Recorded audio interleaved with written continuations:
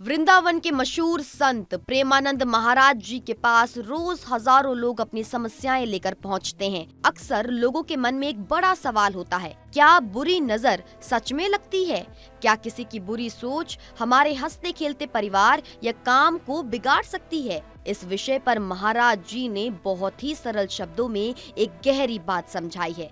महाराज जी कहते हैं कि जिसे हम नजर लगना कहते हैं, वो असल में हमारे मन का एक डर या हमारी कमजोर सोच होती है। जब हम किसी काम में असफल होते हैं तो हम मेहनत की कमी ढूंढने के बजाय अक्सर दूसरों की नजर को दोष देने लगते हैं।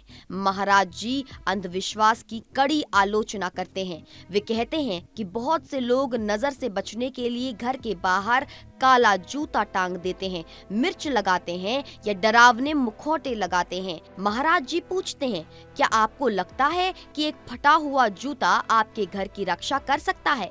वे कहते हैं, ये सब केवल मन का वहम है। असली सुरक्षा इन चीजों से नहीं बल्कि भगवान के नाम और आपके अपने आचरण से मिलती है। अगर आपका मन साफ है और आप सही रास्ते पर चल रहे हैं तो दुनिया की कोई भी बुरी नजर आपका रास्ता नहीं रोक सकती।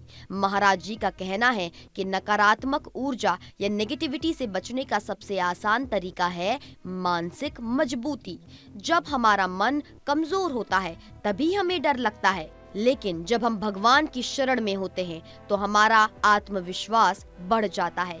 वे सलाह देते हैं कि घर के बाहर जूता टांगने के बजाय भगवान की एक सुंदर तस्वीर लगाएं या उनके नाम की पट्टी लगाएं। जो व्यक्ति रोज राधा राधा या अपने इष्ट देव का नाम जपता है, उसके चारों ओर भगवान के नाम का एक सुरक्षा कवच बन जाता है। अंत में महाराज जी यही समझाते हैं कि डर के साए में जीने से बेहतर है कि हम भक्ति के उजाले में जिए। किसी टोटके या अंधविश्वास के पीछे भागने के बजाय अपने कर्मों को सुधारें और ईश्वर पर अटूट विश्वास रखें।